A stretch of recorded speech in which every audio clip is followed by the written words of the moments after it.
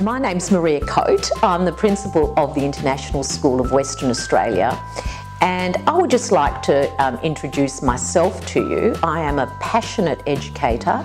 I'm a very experienced educator. I have been teaching and leading education in Western Australia for over 35 years. My background is that of an economics teacher, and I did actually teach economics as well at Curtin University, at the Curtin Business School, and I've written 3 economics books for secondary school students in years 11 and 12 in terms of helping them with their economics studies. I've been at Iswa for 3 years and I absolutely love it. It's a wonderful school. It is unique in the Western Australian landscape because it is small, it is co-educational, it is non-denominational, it embraces many cultures and nationalities from around the world. We have a very big emphasis on a multilingual, multicultural approach.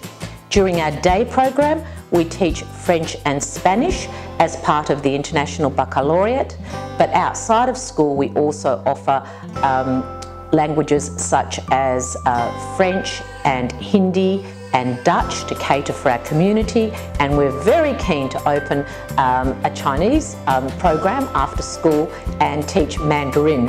So we're very keen to embrace our fellow Chinese Australians in Perth and also those from overseas to join our community. It is somewhat of a well-kept secret in Perth, the International School of Western Australia.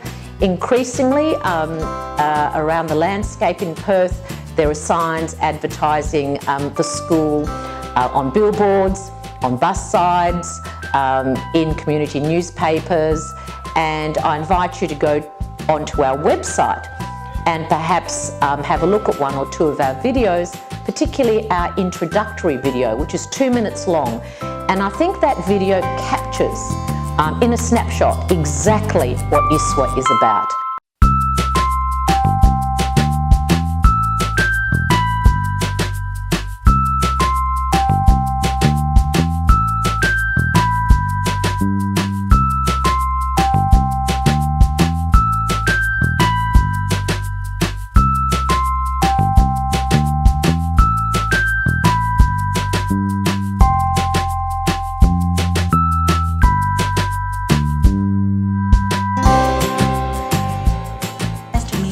Thank you very much for welcoming us this morning to International School of Western Australia. Much appreciate that. Our first question for today would be around your name. We noticed your name is International School of Western Australia. So is it because you are very diverse and you have lots of students from all over the world? Yes, it was lovely to have the group at school today, Gillian. It was a real pleasure.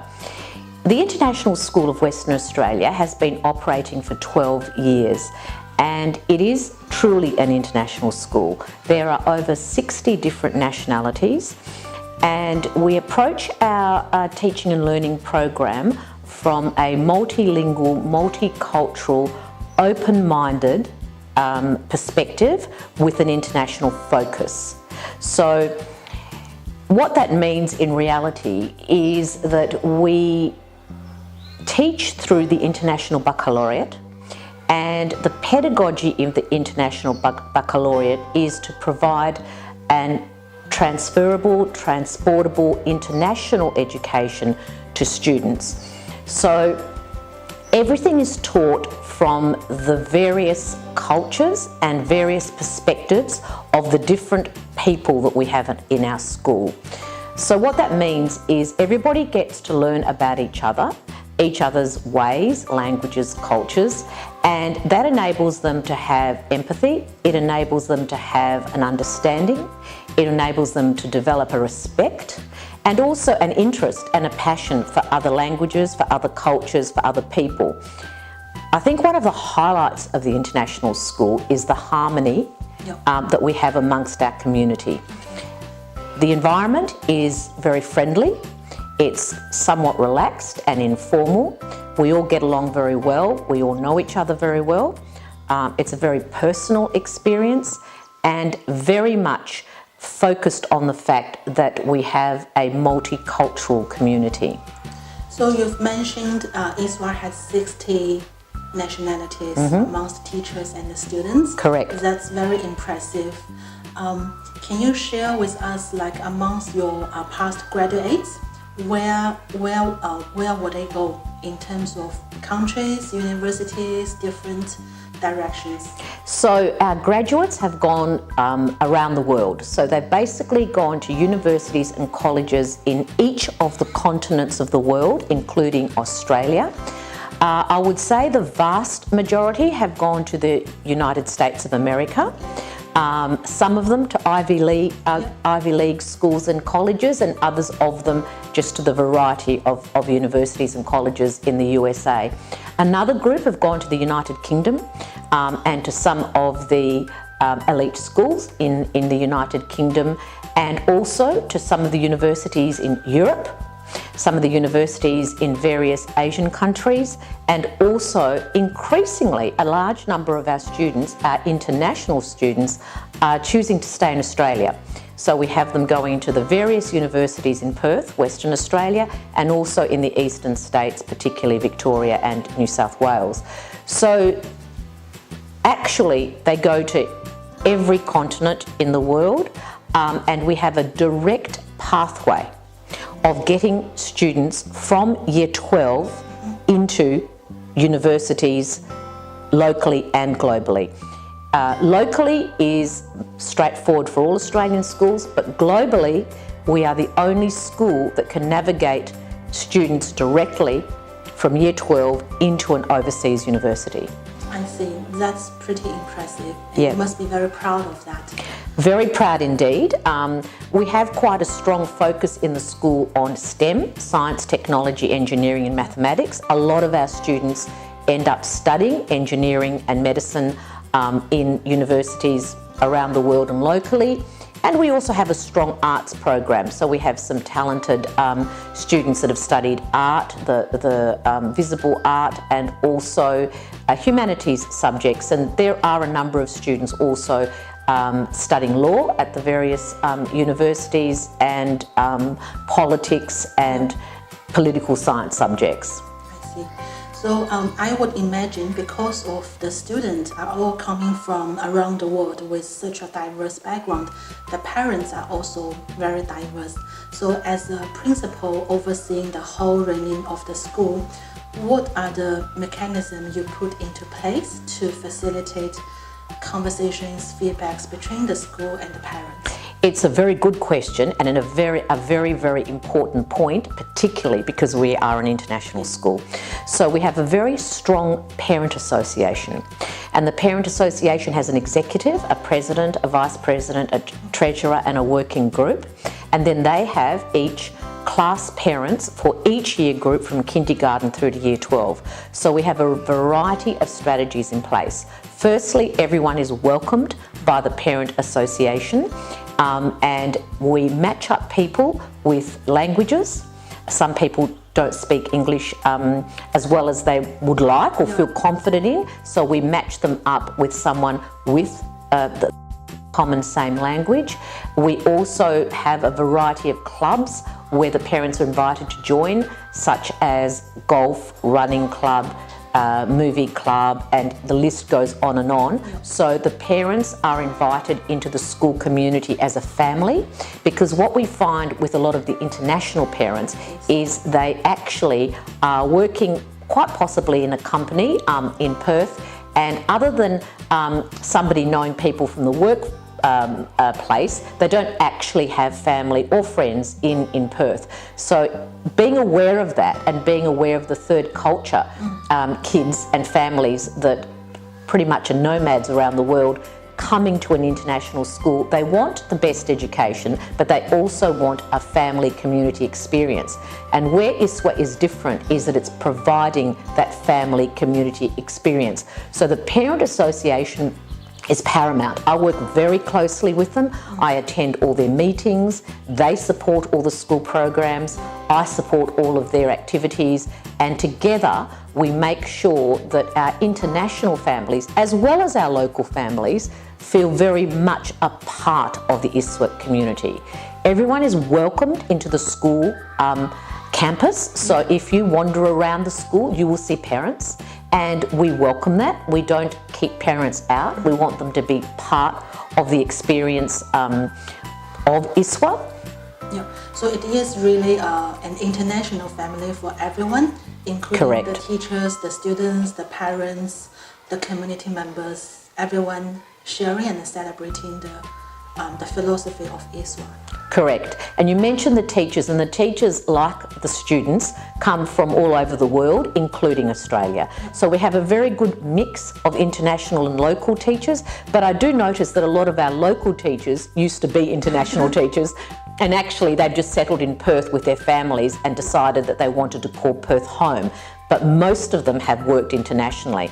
So we've got a really good mix of nationalities and experiences from the teaching staff as well, and I think that's fabulous. So it's not just the students that are international or the parents, but also the teachers, with a really good mix of local meets global. Yeah.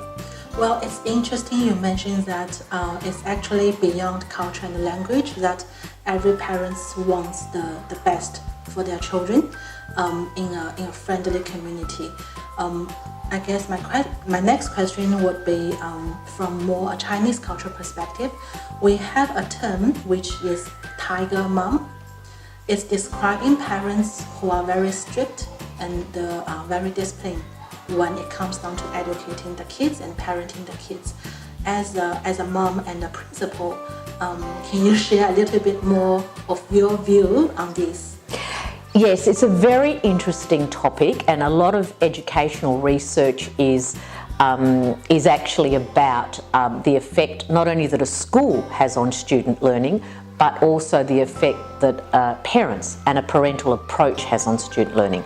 Now, as a principal, I'm also a mother of 3 grown-up children, but as a principal, I have looked over my 35 years of experience in the educational sector.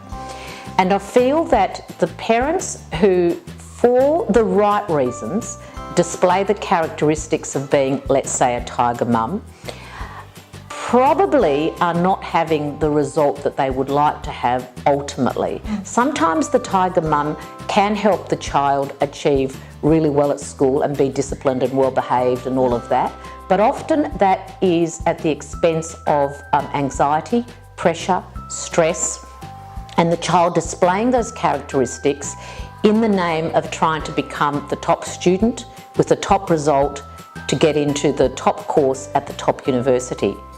We can do all of that without the pressure, without the anxiety, and without the stress.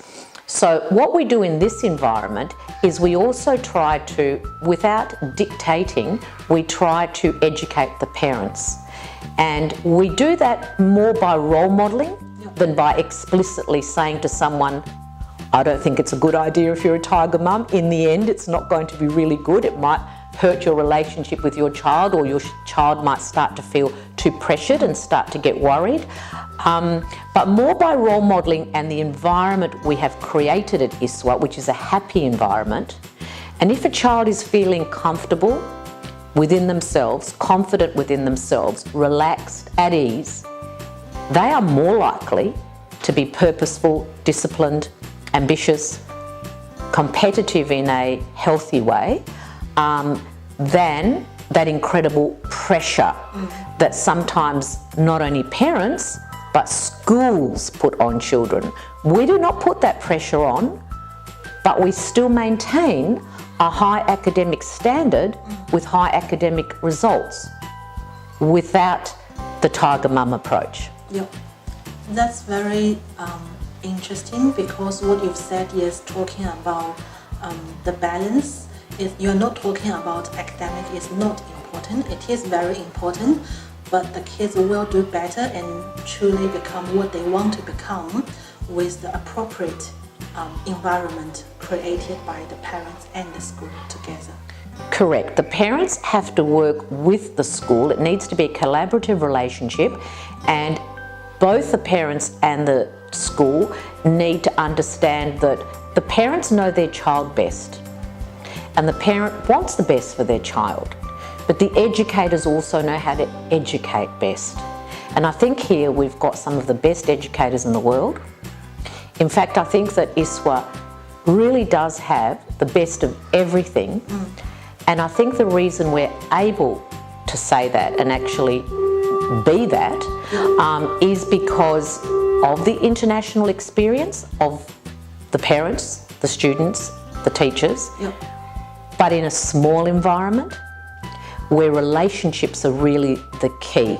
So everybody knows everybody at Iswa. It's a personal experience. It's a bespoke education. If someone wants to see me, the principal, they can see me straight away.